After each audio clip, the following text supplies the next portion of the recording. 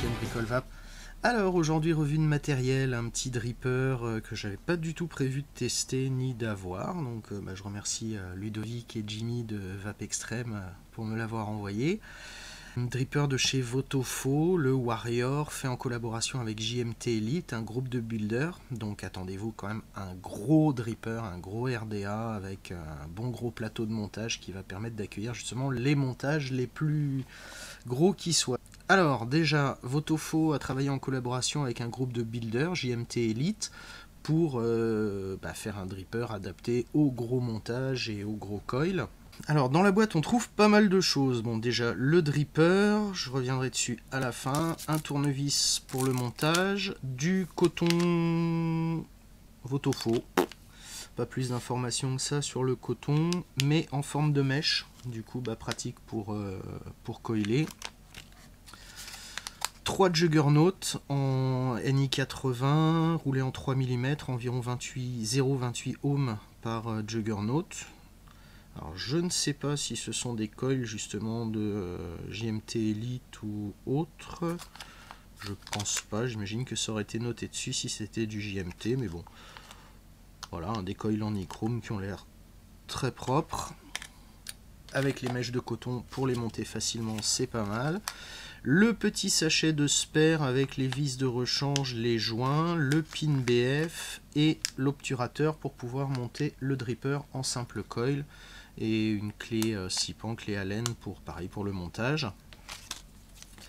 La notice et le dripper en lui-même. Donc déjà sorti 810 standard, fourni avec un drip type 810. Alors il est en plastique, j'étais surpris, je pensais sur moi j'ai exactement le même modèle en métal. Il est en plastique, du coup bon c'est, je trouve un petit peu moins sympa que le métal, ça s'abîme plus facilement, mais ça doit chauffer beaucoup moins. Un drip type en résine rouge, moi j'aime beaucoup les drip types en résine, du coup je le trouve vraiment très sympa. Et un adaptateur 810-510 si vous voulez un tirage plus serré. Alors maintenant avec une machine aussi grosse que ça, je suis pas certain qu'un passage en 510 ça soit super intéressant. Bref, il est adapté en double coil et simple coil, il fait 25 mm de diamètre, donc ce qui est assez gros. Voilà, donc une gravure, un casque de légionnaire, des séries d'airflow sur le côté sous forme de petits trous.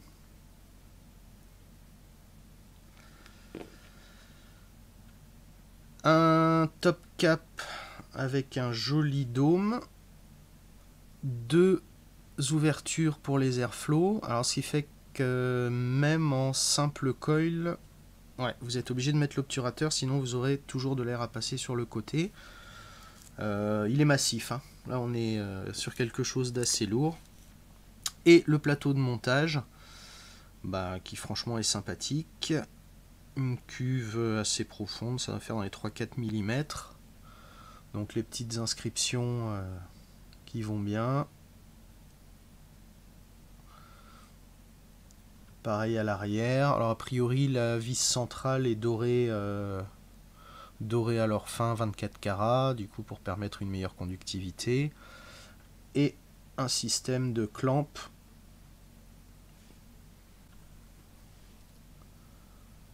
Voilà, et donc ce système là qui vous permettra de mettre des très gros montages.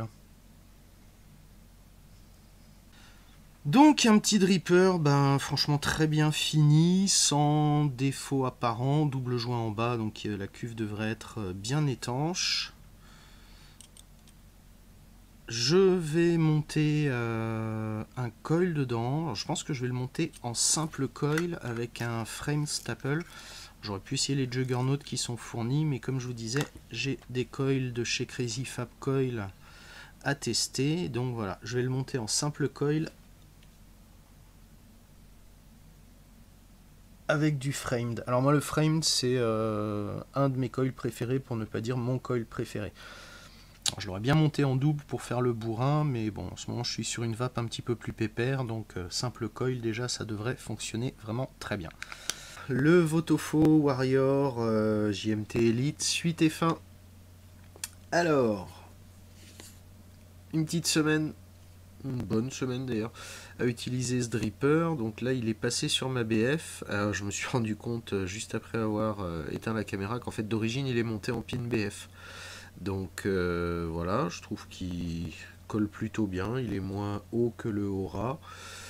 Euh, les plus, les moins. Alors déjà en monocoil, sincèrement, il est très bien. En dual coil, voilà, il doit être très bien aussi. Par contre, il va quand même chauffer assez fort parce qu'il est assez court comme dripper. Du coup, c'est vrai que j'avais été un petit peu surpris du choix du plastique pour le drip tip, mais finalement, c'est plutôt une bonne chose. Alors j'ai essayé le drip tip résine d'origine, il est bien mais il est super court. Du coup, si vous avez un montage un peu bourrin et que ça chauffe, vos lèvres ont vite fait de toucher, la cloche. Par contre, il est vraiment magnifique. Là, vous verrez pas, mais il y a des reflets dans la résine. Enfin, il est vraiment très chouette. L'adaptateur 510, bon, c'est toujours bien d'en avoir un. Maintenant, sincèrement, même en monocoil, bon, c'est quand même un gros frame dedans, mais 510 c'est trop serré. Les airflows sont généreux, bien foutus. Je trouve que non, c'est pas mal. Il y a pas trop de remontées avec. Voilà, c'est vraiment bien fait. Le système d'encoche en bas dans la cloche, déjà, est vraiment pratique. Parce que du coup, clac, vous êtes sûr d'avoir vos airflows en face des coils sans avoir à regarder.